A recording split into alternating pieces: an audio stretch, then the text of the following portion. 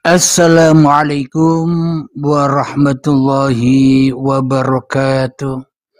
Bismillahirrahmanirrahim. Asyhadu an la ilaha illallah wa asyhadu anna Muhammadar Rasulullah. Allahumma salli ala sayyidina Muhammad wa ala ali sayyidina Muhammad. Rabbi shrah li sadri wa yassir li amri wahlul 'uqdatam min lisani yafqahu qawli. Amin.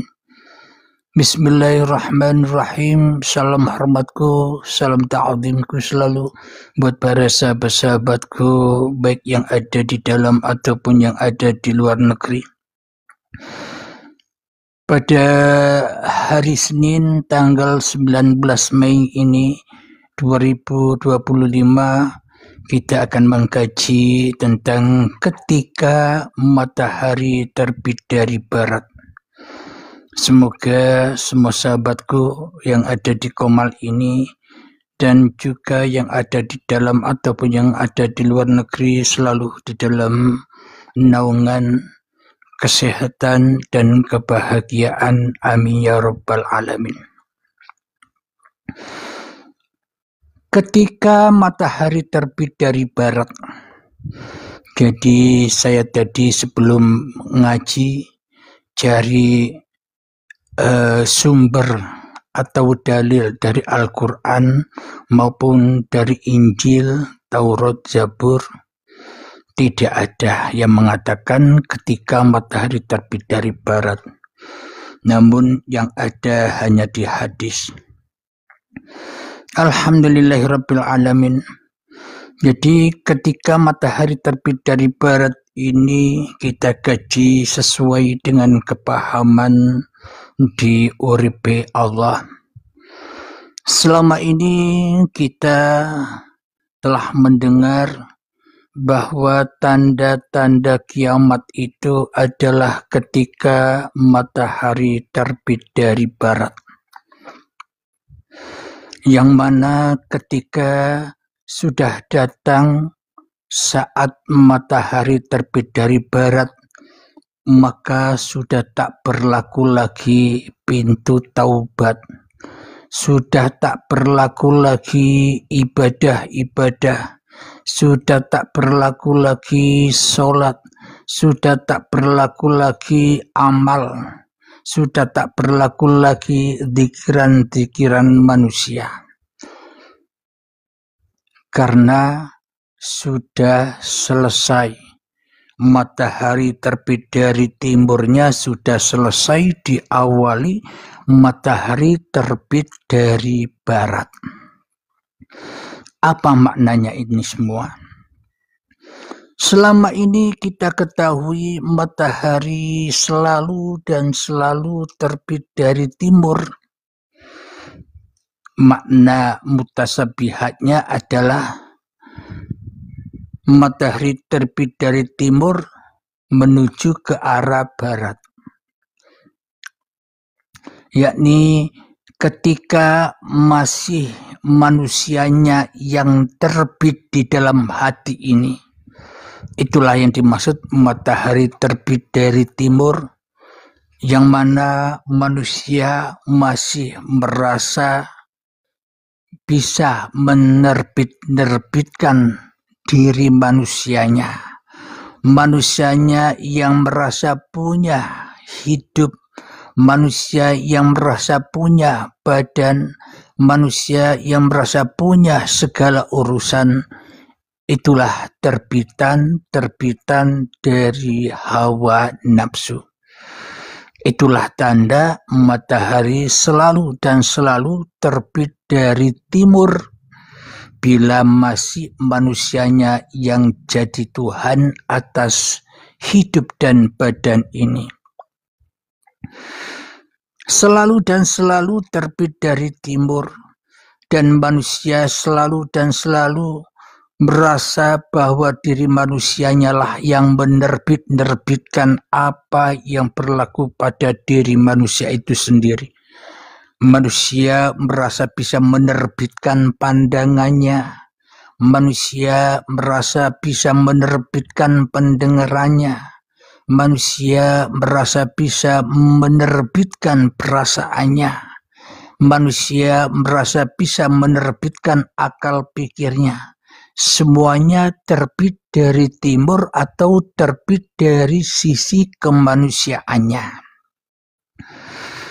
Itulah yang dimaksud matahari terbit dari timur yang selama ini kita ketahui. Jadi makna matahari terbit dari barat itu ketika sudah datang kiamat, ketika sudah datang kehancuran atas langit dan bumi. Makna langit dan bumi di sini bukan langit dan bumi yang kita pahami yang di luar ini. Namun yang dimaksud langit dan bumi yang dimaksud adalah hidup, itu adalah langit, bumi itu adalah badan.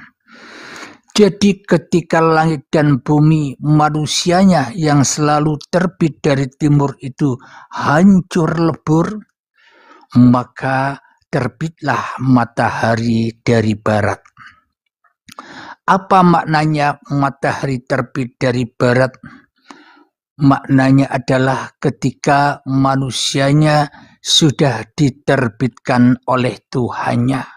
Manusia sudah dikuasai oleh Tuhannya, manusia sudah diwujudkan sebagai manusia yang baru, manusia telah diterbitkan oleh Tuhannya, dijaga, dipelihara, sehingga manusianya duduk manis, enjoy saja di dalam pagelaran-pagelaran cerita-cerita Tuhan ini, dengan ketetapan-ketetapan Tuhannya.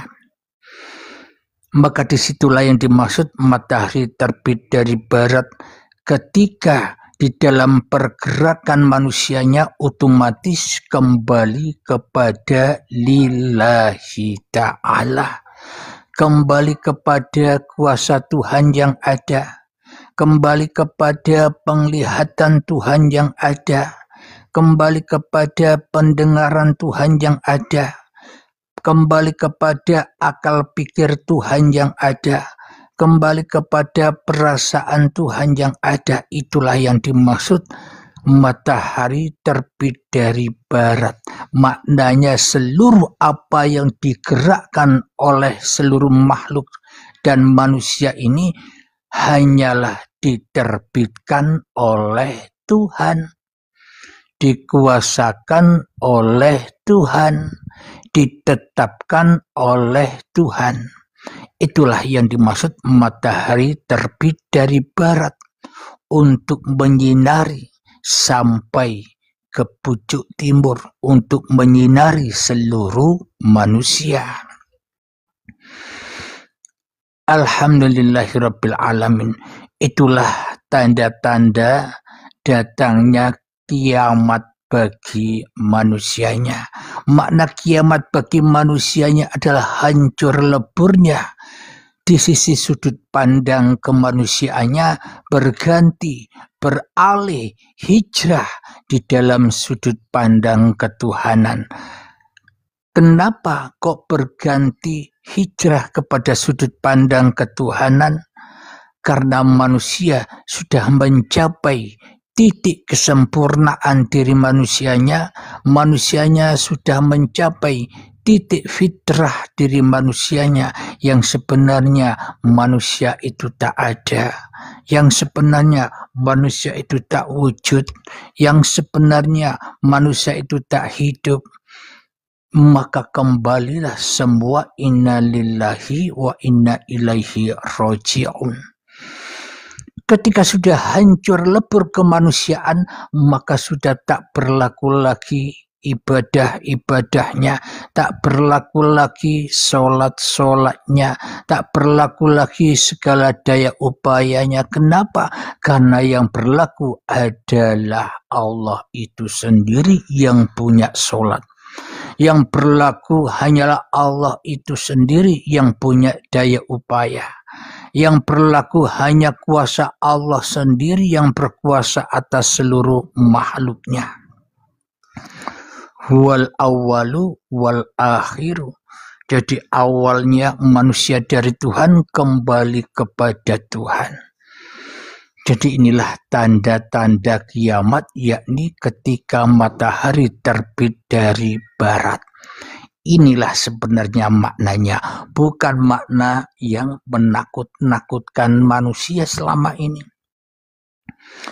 Jadi ketika terbitnya matahari dari barat, maka berlakulah peperangan Dajjal dengan Isa serta Al-Mahdi. Ketika matahari terbit dari barat, maka berlakulah manusia atau Isa dan Al-Mahdi itu mematah-matahkan kayu salib. Saat matahari terbit dari barat itulah Nabi Isa dan Al-Mahdi menyembelih atau membunuh celeng babi dan celeng. Ketika terbitnya matahari dari barat itulah berlakunya Isa dan Al-Mahdi menghapuskan segala pajak-pajak yang ada di dunia ini. Jadi semua itu apa maknanya? Maknanya adalah berlakunya ketika matahari terbit dari barat, berlakulah peperangan Dajjal dan Al-Mahdi atau Isa. Isa dan Al-Mahdi. Makna Isa dan Al-Mahdi itu apa maknanya? Ketika manusia sudah berpegang teguh dengan ilmu, hakikat dan makrifat. Itulah yang dimaksud Isa dan Al-Mahdi. Gunanya untuk kembali kepada petunjuk-petunjuk Tuhannya. Jadi ketika matahari terbit dari barat, itulah kalahnya Dajjal, kalahnya keakuan diri manusia, kalahnya kedagingan diri manusianya, kalahnya hawa nafsu manusianya, hancur leburlah kekuasaan angkara murka di dalam diri manusianya, sehingga suci bersihlah, kiamatlah, bangunlah kesadaran manusia menuju fitrah diri kemanusiaannya. Itulah peperangan Isa dan Al-Mahdi dengan Dajjal. Ketika matahari terbit dari barat, berlakulah Isa dan Al-Mahdi mematah-matahkan kayu salib. Maknanya mematah-matahkan kayu salib itu adalah mematah-matahkan hidup. Kayu itu kan hayun. Hayun itu hidup. Jadi mematah-matahkan hidup yang selama ini diakui sebagai hidup manusianya dipatah-patahkan. Bukan pemahaman seperti kita memahami selama ini. Masa Nabi Isa dan Imam Mahdi sibuk-sibuknya masuk ke gereja-gereja hanya untuk mencari kayu salib dan akan dipatah-patahkan. Begitu remehnya pemahaman kita selama ini. Mana mungkin Isa dan Al-Mahdi memasuki gereja-gereja hanya mencari kayu salib. Ini kan pemahaman syariat. Jadi yang dimaksud mematah-matahkan kayu salib masuk ke gereja-gereja itu maknanya selama ini tempat ibadah manusia di dalam kalbunya itu kan hanya hawa nafsu. Tempat beribadahnya manusia di dalam hatinya selama ini kan hanyalah kedagingan. Jadi rumah yang ada di dalam diri manusia selama ini kan penuh dengan salib-salib kemanusiaannya, penuh dengan salib-salib kedagingannya, penuh dengan salib-salib hawa nafsunya, sehingga tempat ibadah di dalam tubuh manusia ini masih terkuasai oleh diri manusianya, yakni matahari masih terbit dari timur. Sehingga manusianya lah yang merasa berkuasa atas dirinya. Berarti rumah ibadah di dalam diri manusia selama ini tersalibi, terhijab oleh diri kemanusiaannya sehingga kotor tempat ibadahnya. Maka dari itu dipatah-patahkanlah salib-salib yang ada di dalam hati manusia hidup yang tadinya hidup manusianya dipatah-patahkan sehingga kembali menjadi hidupnya Tuhan. Badan yang tadinya diakui sebagai badan manusianya dipatah-patahkan sehingga kembali badan itu menjadi milik Tuhan. Segala daya upaya yang ada di dalam hati manusia dipatah-patahkan sehingga daya upaya menjadi la haula wala quwata illa billah. Itulah yang dimaksud mematah-matahkan salib, bukan masuk ke dalam gereja-gereja, tapi untuk mematah-matahkan salib-salib yang ada di hati, maka Anda harus memasuki hati Anda masing-masing. Jadi untuk mencari kayu salib yang sebenar-benarnya yang ada di dalam diri kita, temuilah dirimu yang selama ini engkau sembah-sembah. Temuilah dirimu yang selama ini engkau agung-agungkan.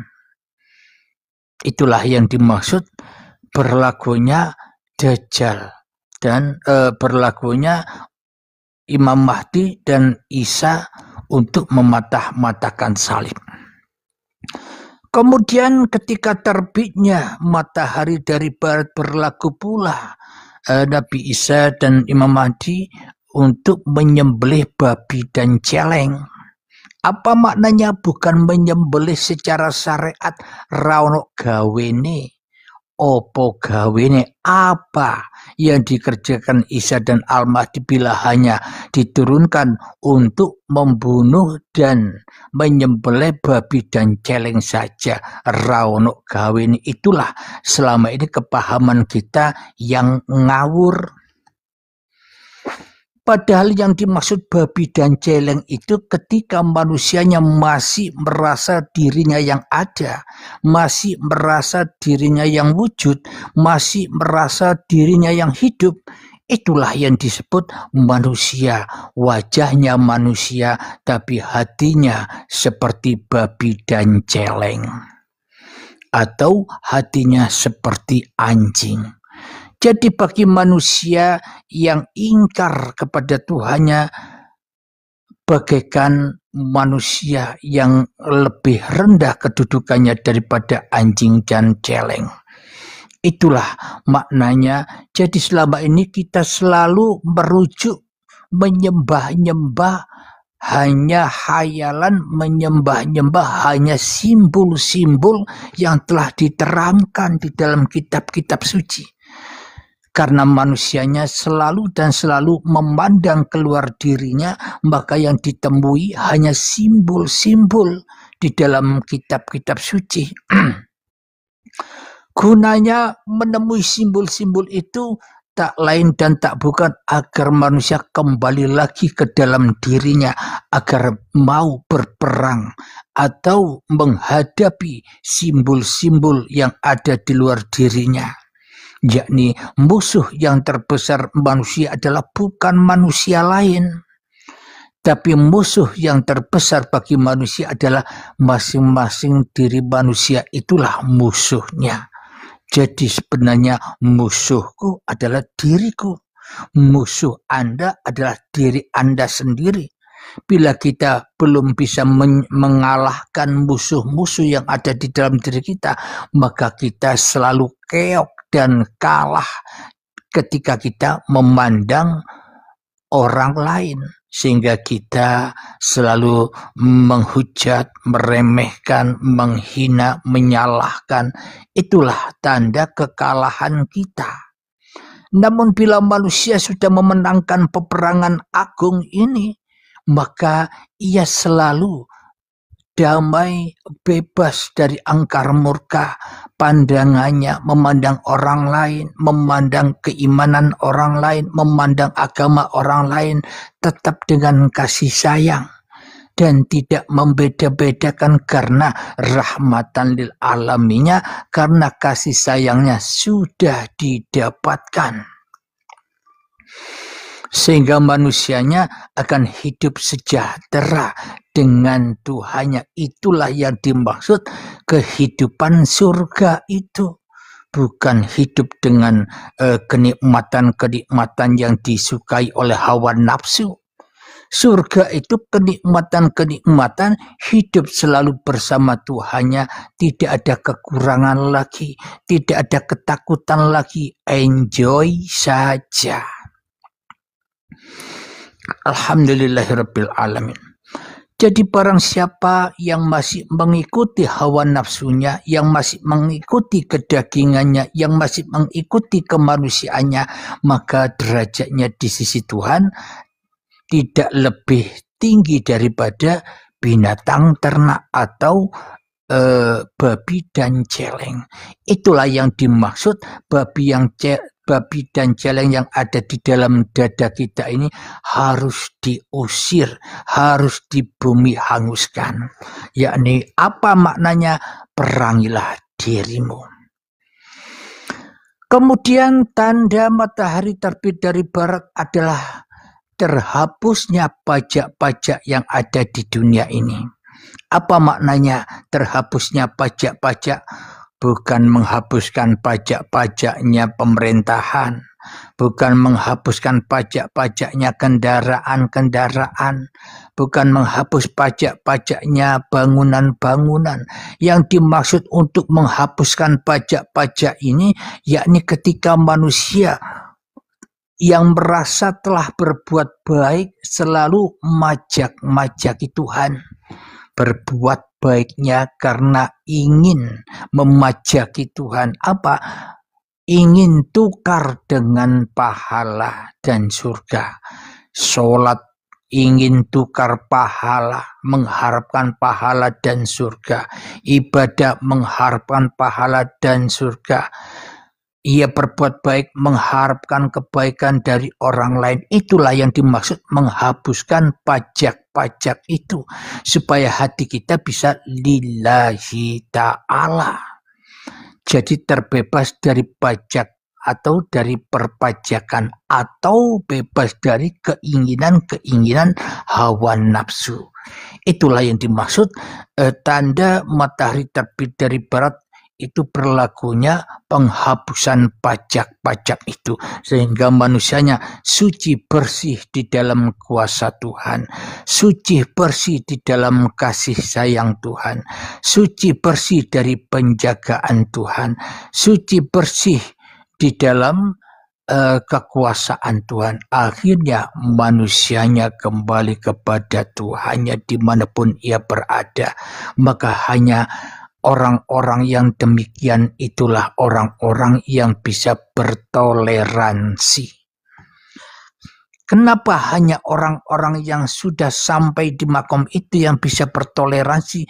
Karena sesungguhnya manusianya di makom itu sudah tak ada lagi. Karena yang ada hanya Tuhan.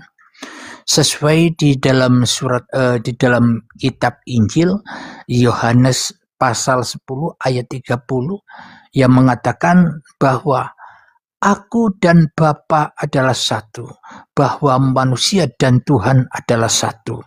Itulah yang dilambangkan la ilaha illallah, tiada Tuhan selain Allah. Ketika manusianya sudah tidak bisa membaca, sudah tidak bisa mengucapkan lagi la ilaha illallah. Namun bila manusianya masih merasa bisa mengucapkan atau membaca la ilaha illallah, belum kiamat. Karena masih manusianya yang menyatakan la ilaha illallah.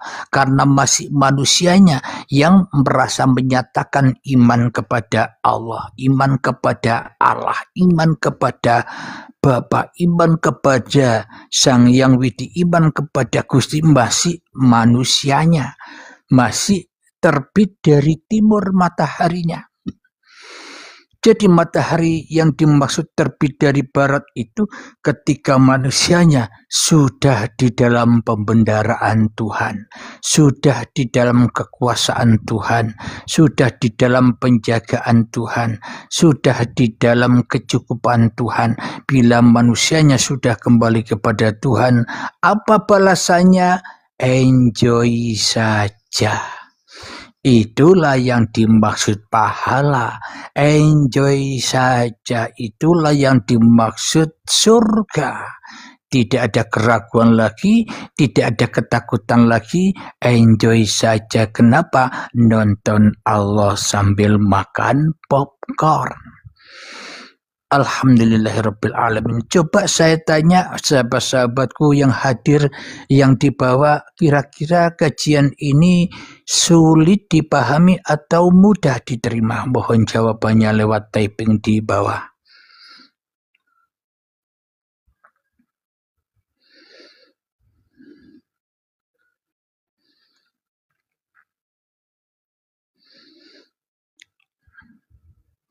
Mudah sekali, alhamdulillah. Mudah diterima, alhamdulillah. Mudah kok, mudah semua, berarti semuanya sudah pada enjoy ini. Alhamdulillah.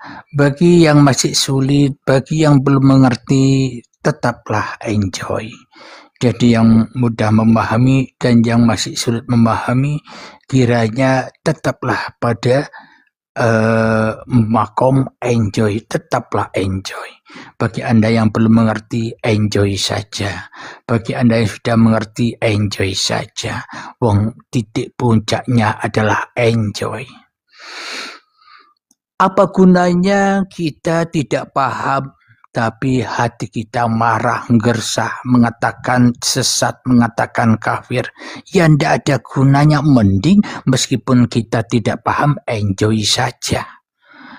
Dan apa gunanya kita merasa paham tapi hati kita masih merasa lebih tinggi daripada orang lain?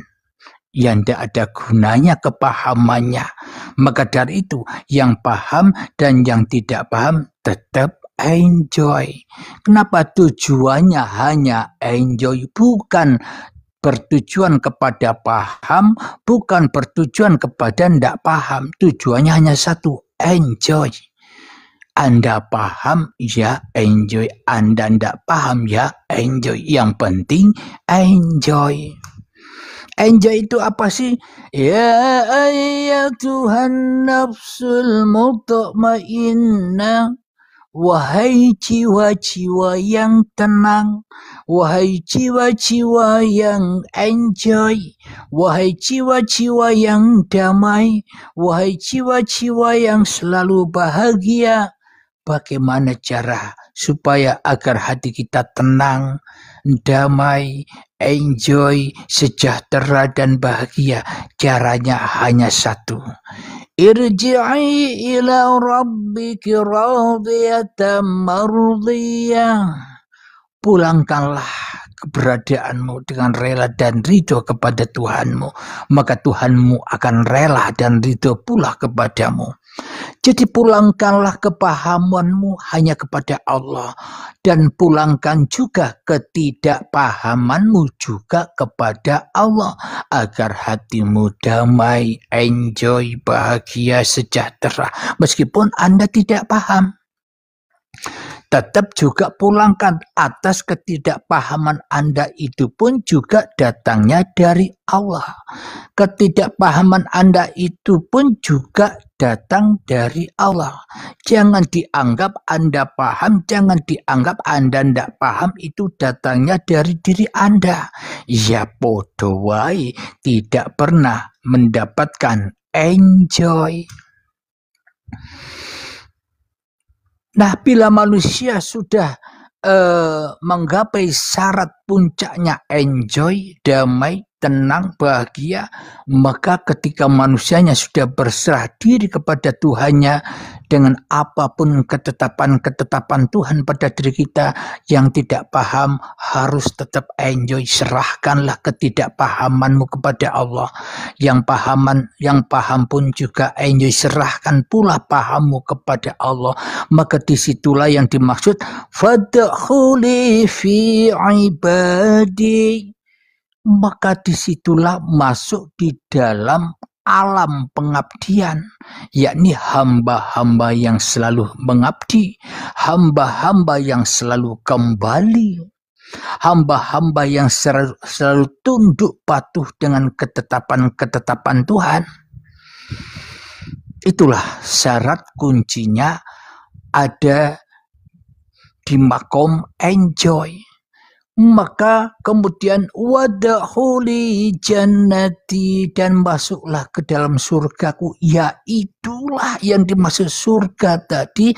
Tenang itulah surga, damai itulah surga, bahagia itulah surga, enjoy itulah surga yang dimaksud Allah bagi orang-orang yang sudah melepaskan kemanusiaannya. Disitulah yang dimaksud matahari terbit dari barat, yang ada hanya enjoy. Kenapa kok enjoy? Karena Allah yang sudah mengurus manusianya, bukan manusia lagi yang mengurus dirinya. Selama ini manusia sok tahu, sok bisa merasa ngurusi dirinya, bahkan sok mengaku bisa mengurus orang lain dan sebagainya. Makanya disiksa terus. Alhamdulillahirabbil alamin. Semoga kita, saya dan seluruh sahabat-sahabat yang ada di sini bisa memahami apa yang dikaji di YouTube Uripe Allah ini. Dan nanti kajian ini akan diupload kembali ke YouTube.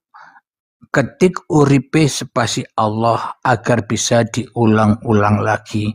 Semakin diulang semakin bertambah ilmunya, semakin diulang lagi semakin tajam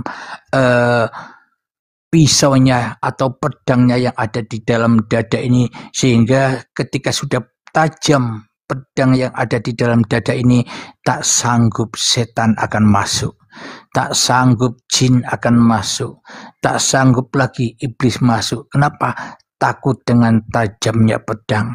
Apa maknanya? Takut dengan siapa yang berkuasa di dalam dada setiap manusia. Itulah yang dimaksud bait Allah, baitullah, qalbun mukminin baitullah. Hatinya orang-orang yang selamat dari diri kemanusiaannya, maka di dalam hatinya ada Tuhan yang berkuasa atas diri manusianya. Jadi Tuhan itu bukan besok di surga. Jadi Tuhan itu bukan di atas langit. Jadi Tuhan itu yang meliputi segala ciptaannya. Kalau tidak diliputi Tuhan, ya kita tidak akan ada. Bila kita tak diliputi Tuhan, ya kita tidak bisa bicara begini. Kalau kita tidak diliputi Tuhan, ya Anda tidak akan bisa mendengarkan ini. Maka dari itu manusia dan Tuhan itu tidak terpisah, tapi selalu dan selalu menyatu. Maka itulah di dalam Injil mengatakan aku dan Bapa adalah satu. Bahwa manusia dan Tuhan itu adalah satu. Bagi umat Kristen yang benar-benar mengikuti Yesus, maka ikutilah caranya Yesus juga. Jangan pisahkan antara diri Anda dan Tuhan. Kalau Anda masih memisahkan antara diri Anda dan Tuhan, ya Anda belum mengikuti Yesus.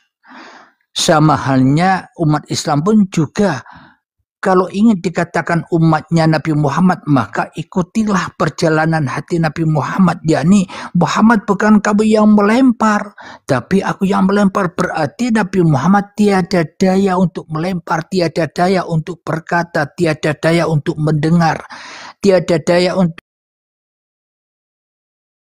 melihat, tiada daya untuk merasakan, tiada daya untuk memikirkan. Kenapa? Karena semua daya yang ada pada diri Nabi Muhammad adalah dayanya, kuasanya Allah itu sendiri.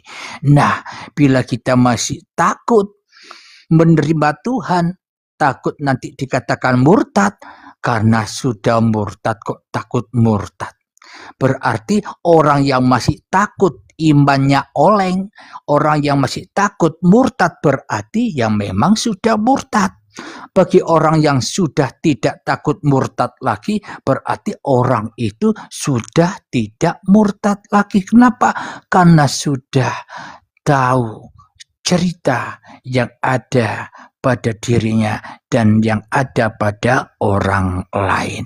Intinya, semua perjalanan, apapun agamanya, apapun keyakinannya, apapun golongannya, intinya, pada intinya hanya mencari enjoy.